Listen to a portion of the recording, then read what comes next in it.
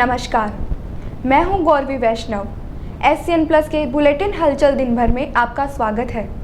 सबसे पहले खास हलचल पर एक नजर।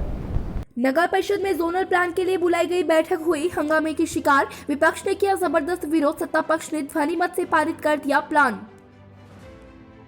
SDM मूलचंद लूनिया ने किया पगड़िया अस्पताल का निरीक्षण, बिना मास्क लोगों व गंदगी को लेकर जताई नाराजगी। सालासर कस्बे की रतनगढ़ रोड पर कीचड़ व गंदगी, लंबे समय से श्रद्धालु हो रहे हैं परेशान।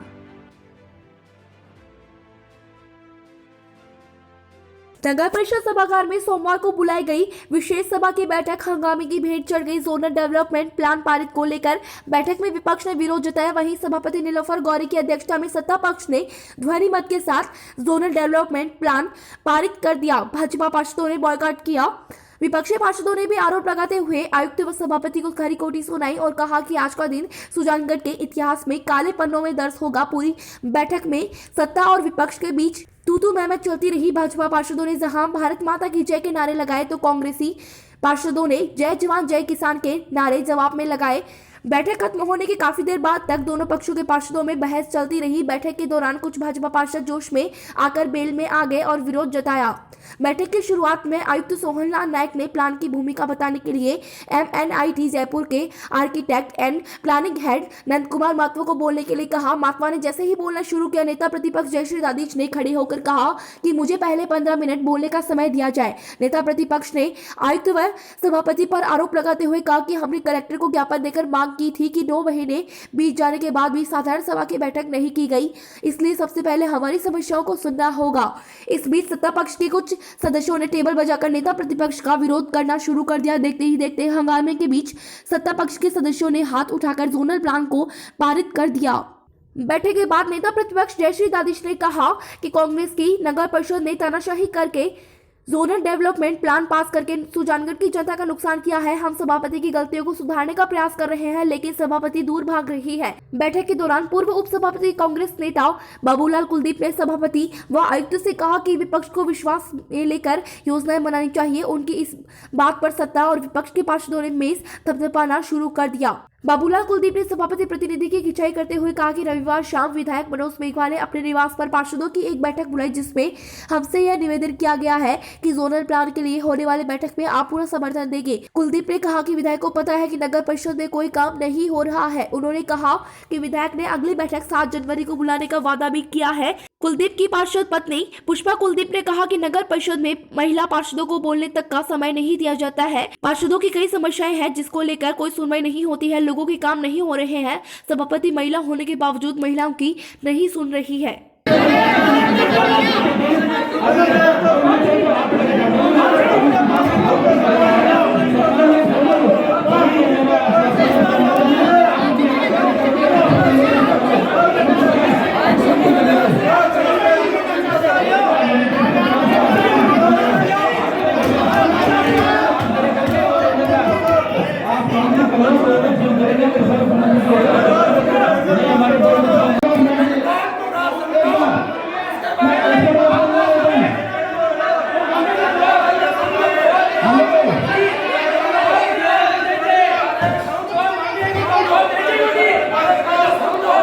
आपकी बात बिल्कुल जाएगी प्लीज। जिस विषय के लिए अपन आए हैं आप अमेंडमेंट कीजिए, यही तो मैं बोल रही हूँ। इस एजेंडे में आप अमेंडमेंट कीजिए। बात की बात है, पहले आप जोनल प्लान पे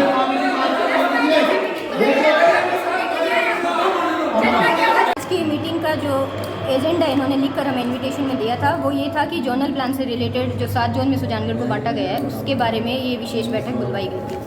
लेकिन ये बैठक हमने कलेक्टर साहब को जब जाकर ज्ञापन दिया उसके 2 घंटे के बाद बुलाई गई है। और इसमें हमारा एक इनसे ये मांग था कि मैंने सिर्फ 15 मिनट इनसे मांगे थे। आप 15 मिनट सुजानगढ़ की जनता की आवाज़ सुन लीजिए। बहुत सारी समस्याएं हैं क्योंकि पिछले 10 माह से सुजानगढ़ में ये साधारण बैठक नहीं हुई थी और इतनी सारी समस्याएं एकत्रित हो गई, पर सुनने वाला यहाँ कोई नहीं है। तो उस पर उन्होंने हमारी बिल्कुल नहीं सुनी। हम जोनल प्लान के साथ हैं क्योंकि सुजानगढ़ के विकास के लिए हम इसका विरोध नहीं करते हैं, लेकिन हमारी समस्याएं जो आमजन की समस्याएं हैं, फॉगिंग हुई, सफाई व्यवस्था हुई, जितनी भी समस्याएं हम पूरा लिख के लाए थे, लेकिन इनके पास सिर्फ 15 मिनट हमारे को सुनने की, बिल्कुल भी 15 मिनट भी इनके पास समय नहीं था।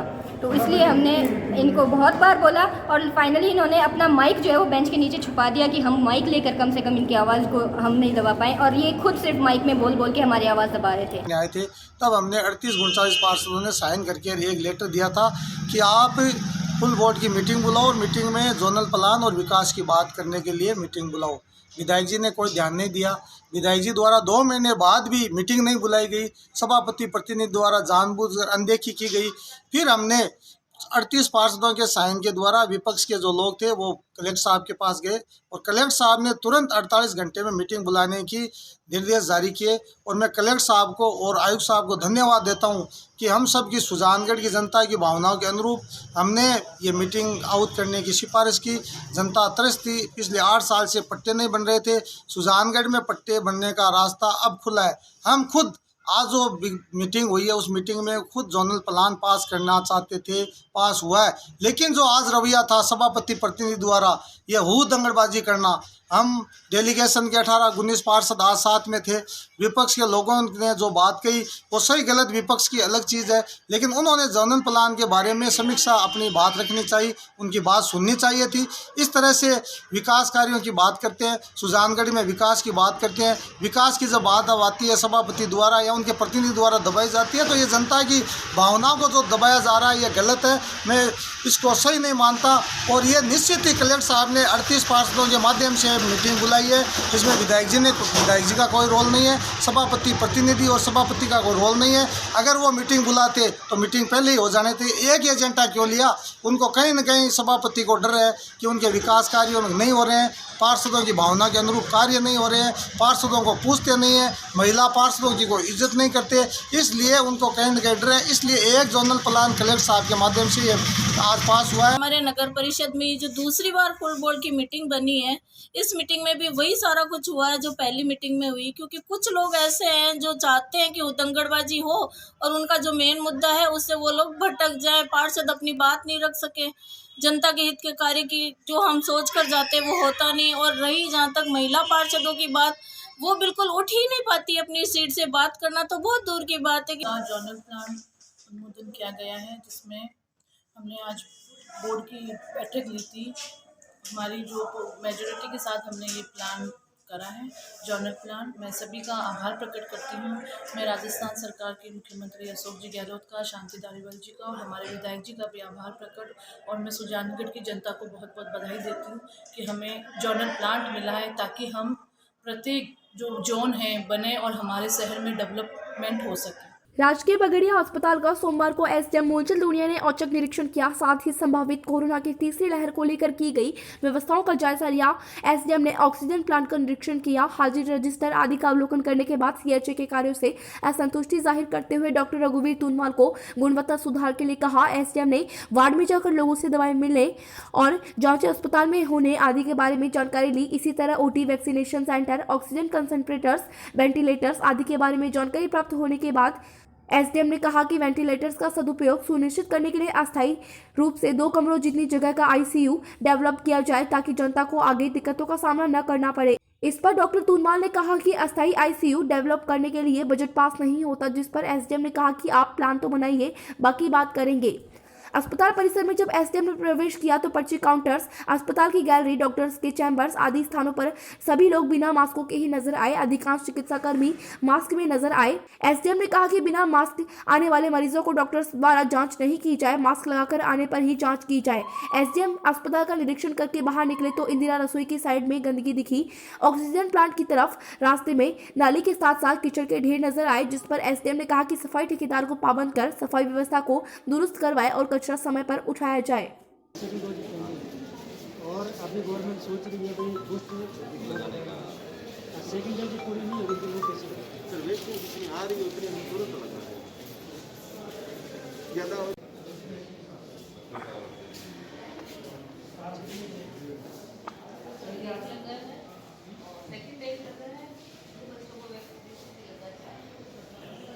ये हम तो ये ना जैसे मान लो फर्स्ट डोज कल लगी है, वो कल फिर ड्यू आ जाएगी, तो एक महीना लगेगा। सेफ्टी वाला assumption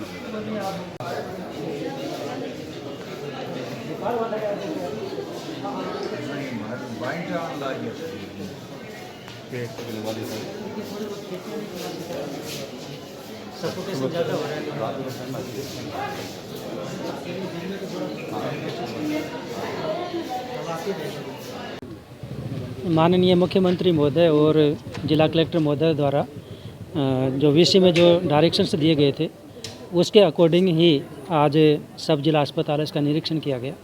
विशेष तौर पर ऑक्सीजन प्लांट है, इसका निरीक्षण किया गया और बाकी सभी व्यवस्थाएं हो गई हैं, लेकिन पावर बैकअप है उसकी अभी तक कमी है। डीजे सेट अभी तक नहीं लगा है, तो इनको डायरेक्शन दिए गए हैं कि आप 1 तारीख से पहले आप पावर बैकअप की व्यवस्था करवाएं, जो भी एजेंसी है उससे।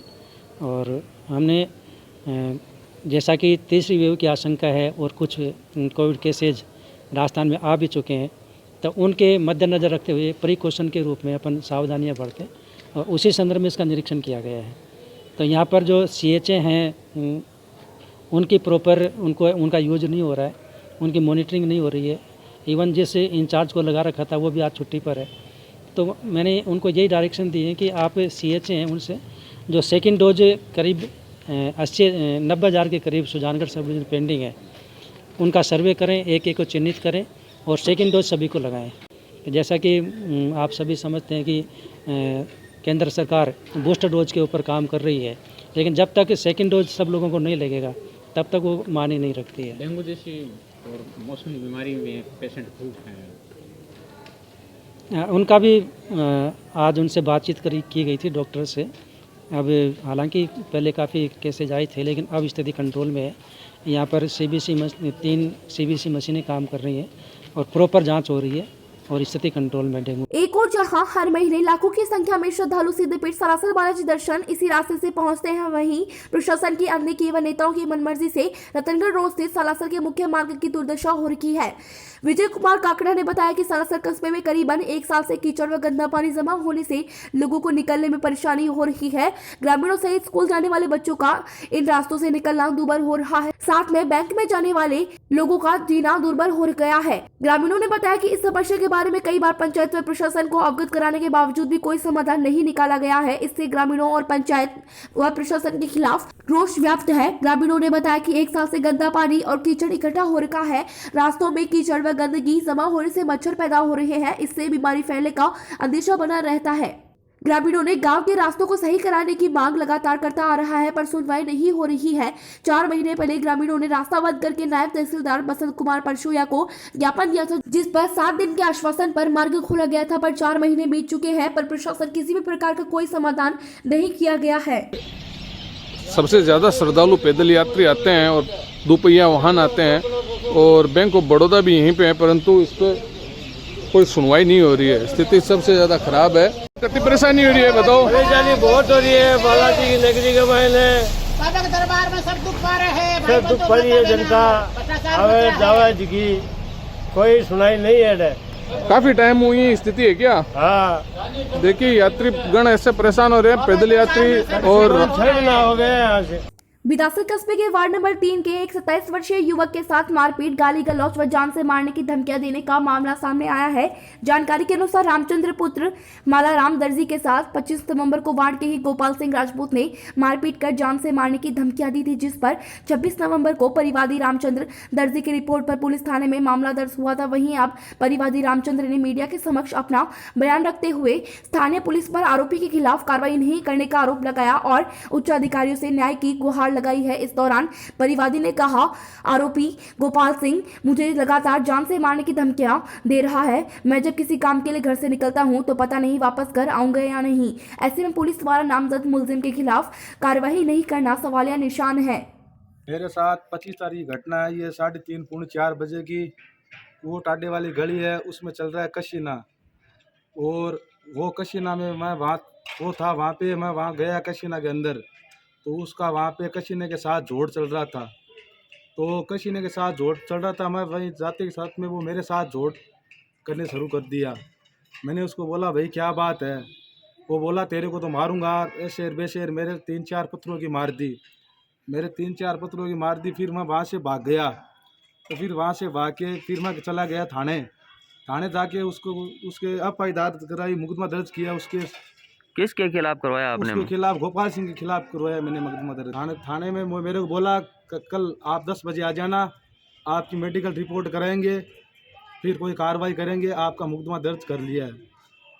फिर मैं थाने सुबह वापस गया तो ना तो मेरी मेडिकल रिपोर्ट करवाई, मेरे थोड़ी बहुत चोट भी लगी है, अभी तक लगी हुई है, पत्थरों की चोट लगी हुई है मेरे, ना तो मेरे कुछ कार्रवाई कराई ना कोई और किया। फिर वो मेरे साथ वारदात करने की धमकी और दी मेरे को, कहा आप थाने कैसे चले गए थे, जान से मार दूंगा मैं तेरे को, आप थाने कैसे गए।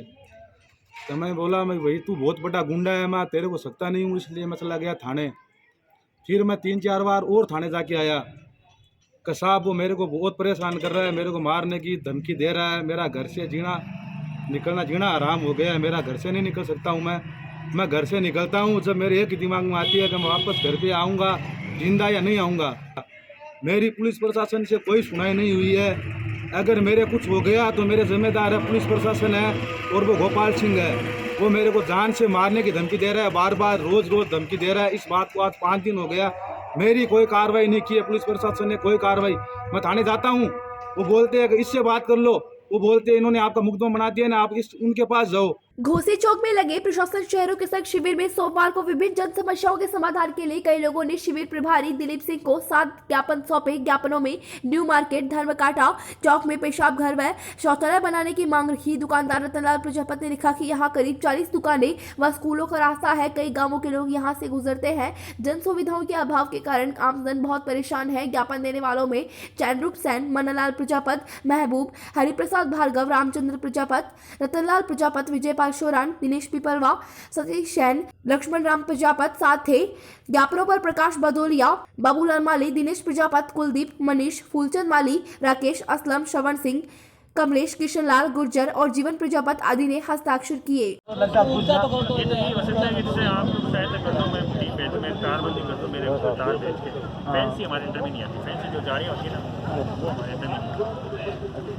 हम तार से कर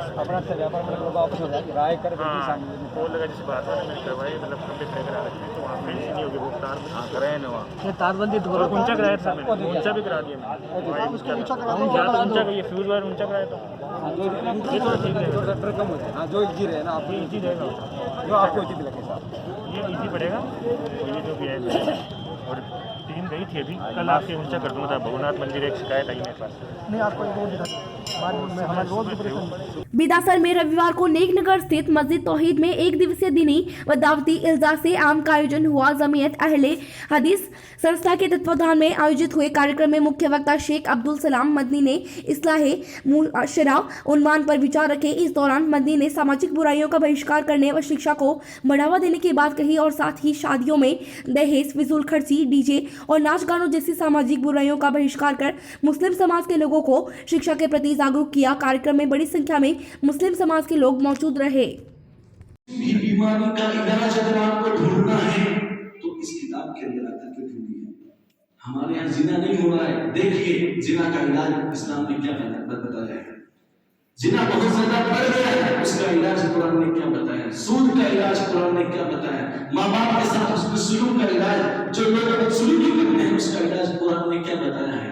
विरासत का इलाज, जो समाज के अंदर जो बुराइयां हैं रस्म रिवाज के नाम पर, इस्लाम ने और कुरान ने उसका इलाज क्या बताया है।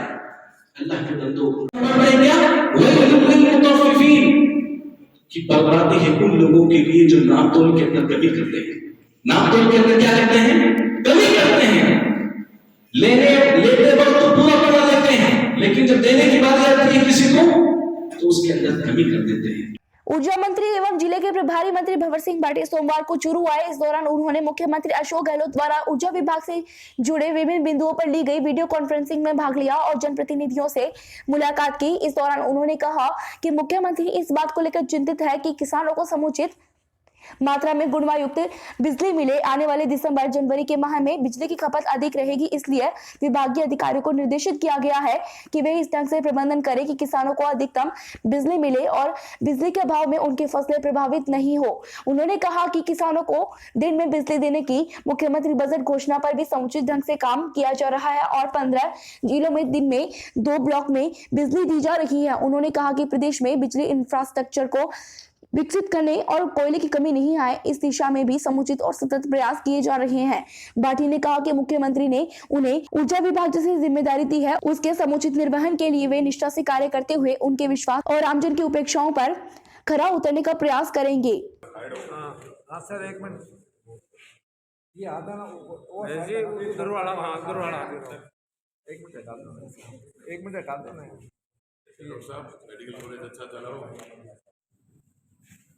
देखिए, अभी 4 दिन पहले मुझे जिम्मेदारी दी गई है ऊर्जा मंत्री के रूप में। अभी कार्यभार संभालने के बाद में पहली एक इंट्रोडक्टरी मीटिंग विभागीय अधिकारियों के साथ हुई है। अब विभाग के अधिकारियों के साथ बैठ करके पूरी समीक्षा की जाएगी और तमाम विषयों पर चर्चा की जाएगी, चाहे खाली पदों की बात है या दूसरी जो समस्याएं हैं।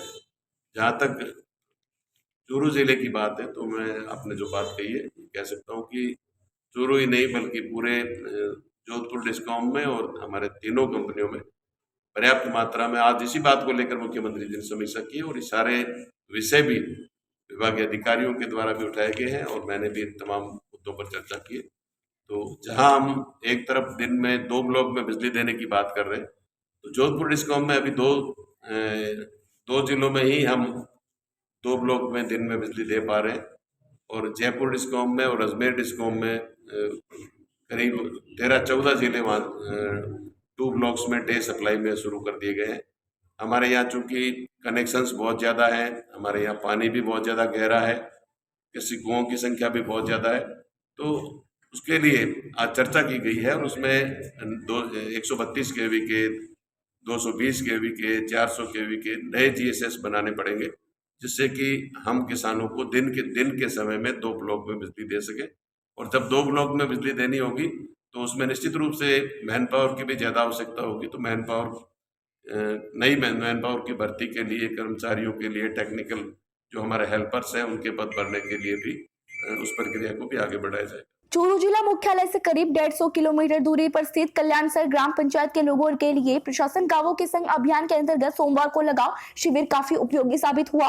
जिला कलेक्टर सवरबल वर्मा सहित विभिन्न विभागों के अधिकारी शिविर में एक साथ जुटे तो लोगों के वर्षों से लंबित काम हुए और समस्याओं का समाधान होने से उन्हें राहत मिली। सुजानगढ़ विधायक मनोज मेघवाल और जिला कलेक्टर सवरबल वर्मा ने शिविर में शिरकत कर ग्रामीणों को प्रधानमंत्री आवास योजना की स्वीकृति प्रदान की, आवासीय पट्टे वितरित किए, पालनहार योजना की स्वीकृति प्रदान की और दिव्यांगता सहित विभिन्न प्रमाण पत्र प्रदान किए। जिला कलेक्टर सवरबल वर्मा ने विभिन्न विभागों की ओर से शिविर में लगाए गए काउंटरों का अवलोकन किया तथा अधिकारियों, कर्मचारियों व ग्रामीणों से बातचीत कर शिविर में दिए जा रहे लाभ पर फीडबैक लिया। विधायक मनोज मेघवाल ने कहा कि राज्य सरकार की मंशा है कि विभिन्न विभागों की कल्याणकारी योजनाओं का लाभ अंतिम छोर के व्यक्ति तक पहुंचे। इसी मंशा के साथ यह अभियान शुरू किया गया है, जिसका सुजानगढ़ विधानसभा क्षेत्र में लोगों को समुचित लाभ मिल रहा है। उन्होंने बताया कि ग्राम पंचायत समिति पर आयोजित होने वाले फॉलो अप शिविरों में करवाए जा रहे हैं। इस दौरान उन्होंने विभिन्न दिव्यांगों को मोटराइज्ड ट्राईसाइकिल देने के लिए सामाजिक न्याय व अधिकारिता विभाग के अधिकारी को निर्देश प्रदान किए। शिविर प्रभारी एसडीएम शोराम वर्मा ने विभिन्न विभागों की ओर से दिए जा रहे लाभ की जानकारी दी। विकास अधिकारी मदन बैरवा ने बताया कि शिविर में 20 लोगों को पट्टे प्रदान किए गए तथा प्रधानमंत्री आवास योजना में 11 स्वीकृतियां जारी की गई। स्वच्छ भारत मिशन में 36 लोगों को सहायता का भुगतान किया गया। सरपंच विकास सारण ने ग्राम पंचायत की आवश्यकताओं और समस्याओं से जिला कलेक्टर को अवगत करवाया। इस दौरान विद्याधर बेनीवाल, जाग सरपंच भंवरलाल, प्रधानाचार्य पुष्पेंद्र मंडीवाल सहित अधिकारी, कर्मचारी, ग्रामीण व लाभार्थी मौजूद रहे। तो मेरा कहने का आशय ये है, अगर कोई भी अभी रह गए हो, आप पट्टे के लिए आवेदन करें पंचायत में। सरपंच साहब से रिक्वेस्ट करूंगा कि इन लोगों को भी पट्टा जो वंचित रह गए उनको पट्टा दे। अभी जैसे देख रहे थे प्रधानमंत्री आवास योजना में भी जो आपने सैंक्शन जारी की है, ये अच्छी बात है। इनको ऐसा मकान बनाने में मिलेगा। मैंने देखा है कि सैंक्शन हम जारी कर देते हैं लेकिन मकान नहीं बना पाते। तो मेरा सरपंच साहब से अनुरोध रहेगा कि जिनको भी प्रधानमंत्री आवास योजना में आज स्वीकृति जारी की है उनके मकान जल्दी से जल्दी बनवाएं ताकि इनको राशि का भुगतान कर सके। ऐसा काम जो प्रक्रिया में है पर आप उसकी पूर्ति नहीं कर पाए, कोई कागज पेश नहीं कर पाए या आपके कोई भाई बंधु बहन को पेश नहीं कर पाए, इसलिए अधूरा है। तो 8 और 9 तारीख को जब पंचायत समिति में कैंप होगा उस दिन आप पधारें, अपना बचाव काम उस दिन कराएं, पर कोशिश करें कि आप इन कैंपों का फायदा उठाकर अपने काम कर सकें। उस दिन भी इसी तरह से ये सारे अधिकारी आपको वहाँ बैठे मिलेंगे, वहाँ आकर आप मौके पर अपनी समस्या का समाधान कराएं, आज के बच्चे भी काम या जो प्रक्रिया में है उनको पूरे कराएं, क्योंकि अगर उस दिन आपका छूट गया तो हो सकता है उसके बाद आपका मौका मिले। रतनगढ़ के वार्ड नंबर 45 स्थित रेगर धर्मशाला में सोमवार को वार्ड पार्षद सुरेंद्र सिंह गार्गिल के नेतृत्व में वैक्सीनेशन शिविर का आयोजन हुआ। शिविर में 150 से ज्यादा लोगों का वैक्सीनेशन किया गया। शिविर में चिकित्सा कर्मी संदीप जागृत, समीर खान, रितेश रणबा, रामचंद्र शर्मा ने अपनी सेवाएं दी। शिविर को सफल बनाने में रवि गार्गिल, विक्रम गार्गिल, मंगल गार्गिल, रूपचंद सबनिया आदि का सहयोग रहा।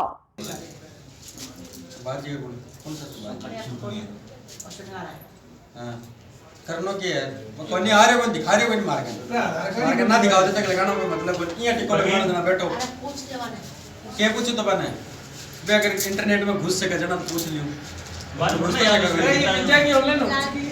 वो कंप्यूटर पे दिखा चाहिए अगर कोई गलती हो गई बाकी ना मोबाइल पे कौन दिखावे मार कौन दिखा रहे, पहले टिको लगाना देना बैठो बाहर लगा दिया जना करेक्ट पड़ा।